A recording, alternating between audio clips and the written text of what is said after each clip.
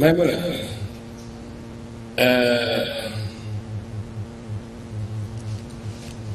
accident bi agression bi mi ngi am 3 heures du matin mi am yow rek yaa nekkoon nekk jigéen question bi ma njëkk am envie posé la mooy fan nga jóge woon fan nga doon dem ak lan moo tax nga doon toog heure boobu. Alors MNF 1 heure du matin lay jeex ñi nga xam ne ce sont des fidèles de l'émission tàmm nañu ko donc dama invité woon Farba Ngom je pense que l'émission a été bien relayée donc bi ma paree l'émission avec Farba vers 1h30 toog naa fii parce que souvent su ma paree émission MNF puisque damay guddee damay préparer la journée du lendemain et donc ce qui fait même que beaucoup de responsables ñoom aussi dañuy guddee comme man donc bu ñu paree on fait un briefing j'organise les choses voilà anticiper sur la journée du lendemain li ñu war a dénkaane li ma war a dénkaane ma dénkaane ko li ma war a deflu ma deflu ko parce que le lendemain mën naa ñëwaat fii 10 heures mën naa fi ñëwaat midi wala mën naa fi ñëw 8 heures bu fekkee ne am naa obligation ñëw fi donc je préfère prendre une avance sur la journée donc ñu nekk fii j'étais avec 2-3 collaborateurs on a parlé on a organisé la journée du lendemain je pense même qu'on avait même parlé de la présidentielle donc ba ay 3 heures ma taal sama oto dem di ñibbi comme d'habitude depuis 5 ans ma démarré l'activité de 7TV noonu lay fonctionner le matin je suis dans mes activités administratives journalistiques le soir je fais mes émissions et puis j'organise ma journée je rentre donc maa ngi fi jógee ay 3h15 je pense d'ici pour arriver chez moi fii ak sama kër 5 minutes la fi ma dëkk sorewul et donc comme d'habitude et comme tous les jours wàcc naa voilà y avait le vigile j'ai pris ma voiture je suis partie. du taxaw foofu ma laaj donc nga jël sa oto nga dawal ba àgg ci sa buntu kër sa buntu kër am na agent de sécurité ku koy gàdd wala amu ko. non yegguma sama buntu kër xam nga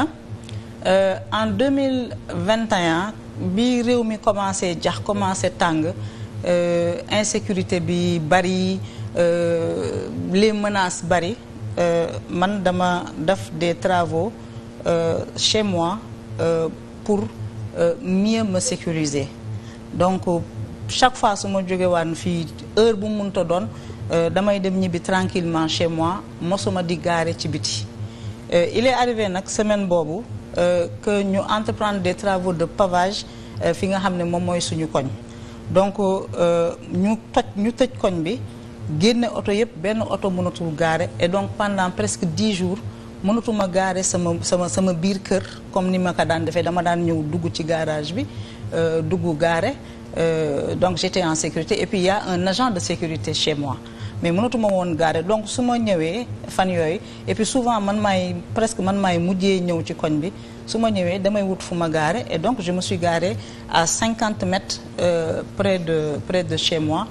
et pendant 10 jours c'est ce que j'ai fait damay ñëw ma gaare et puis ma dox ma dugg sama kër et puis y a l'agent de sécurité ci buntu kër gi.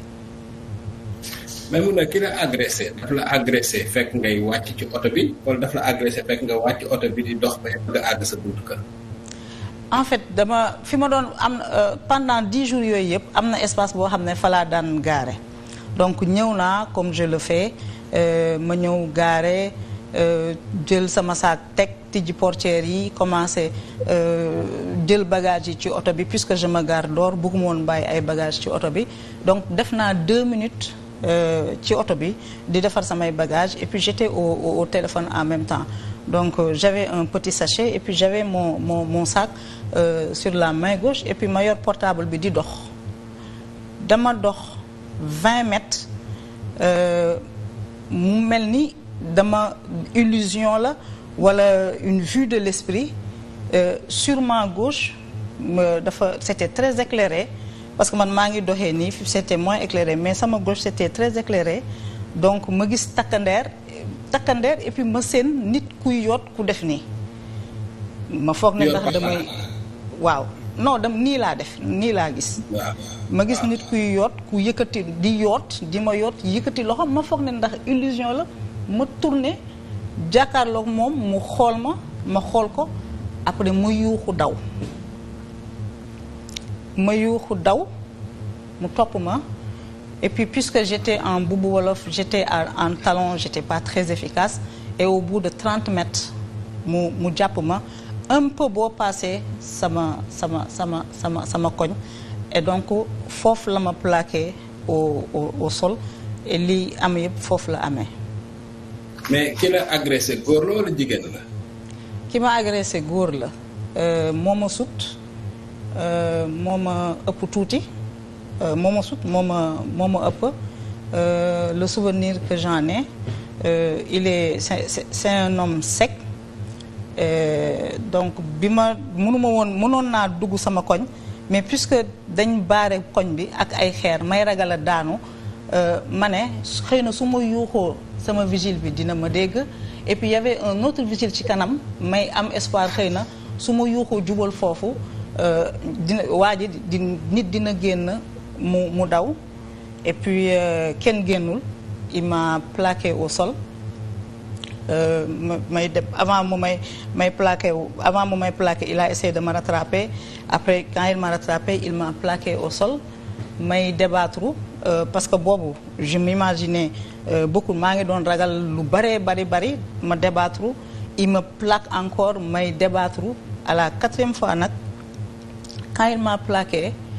ci la plaqué li nga xam ne moom mooy sama bopp et c'est là où j'ai perdu tous mes moyens et à partir de ce moment-là yëgatuma sama yaram bi yëpp tàng na mu ngi jam man yëguma jam bi ni ma ko waroon yëgee bu fekkoon ne ci temps normal laa nekk j'ai senti mu jam benn yoon et puis j'ai protégé le sac que j'avais ci sama thorax donc ni ma def sama loxo bi nii moo tax nag mu jam loxo bi et puis ni ñu doon xëccoowee sama loxo yëpp mu dagg ko.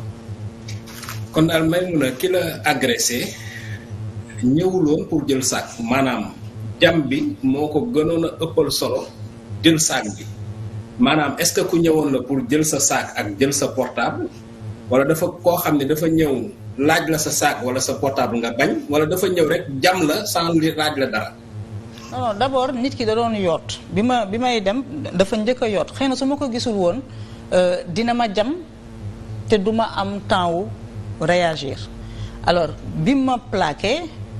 peut-être qu'il voulait avoir libre accès ci sama yaram et loolu moo tax ma doon débattre par instinct de survie en aucun moment le gars ne m'a pas parlé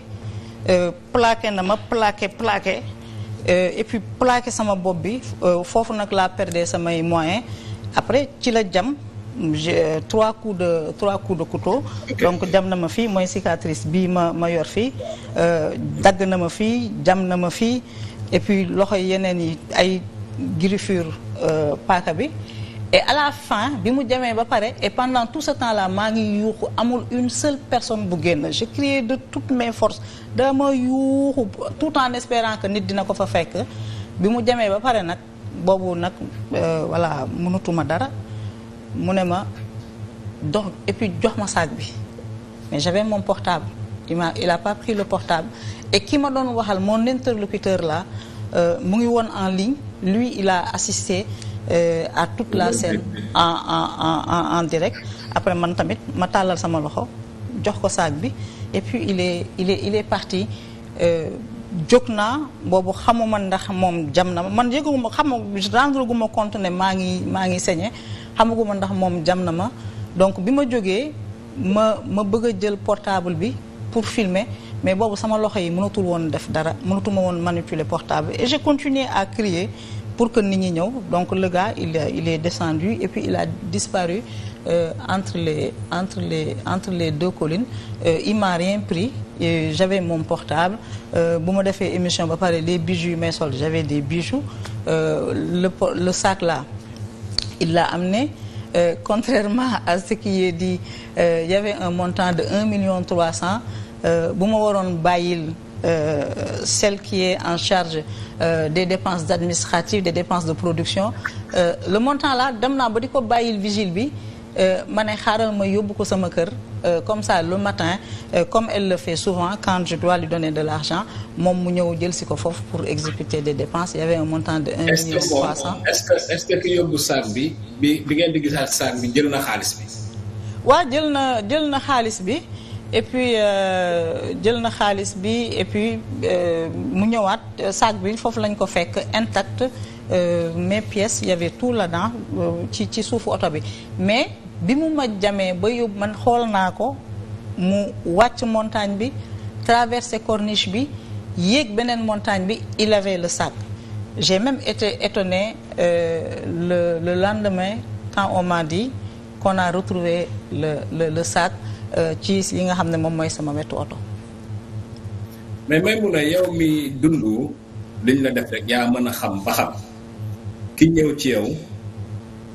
ray la bëggoon wala jël sa alal la bëggoon yow mi dund yëf yi parce que nag xam nga kenn du nettali sa géntu moroom yow mi dund yëf yi rek laa mën a xam ba xam kii dafa ñëwoon pour ray la wala kii dafa ñëwoon pour sàcc. non le gars bu doon dafa ñëw pour sàcc j'ai fait 2 minutes il est 3h30 du matin j'étais toute seule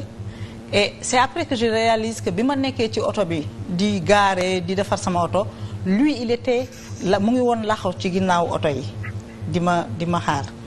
su fekkoon dafa bëgg a jël sama alal j'avais mon portable je parlais au téléphone j'avais le sac il m'aurait dit jox ma su ma laajee sac bi ma jox ko lu ma laaj dama ko koy jox parce que loolu lu ma intégré la je disais souvent man moom agresseur doo ma rey loo ma laaj su ma ko yoree dama la koy jox mais il m'a pas demandé et il a voulu me prendre par derrière et parfois damay xalaat s'il m'avait poignardé par derrière lan moo naroon na xew après boo soxlaa alalu nit doo ko dóor ba mu sonn nga jam après nga doog a récupérer sac et puis le sac là xamoo lu ci nekk peut-être que xamoo sax valeur li ma yoroon naa loo xam ne j'avais une montre en or elle n'a jamais disparu elle était avec moi on l'a enlevée quand j'étais à l'hôpital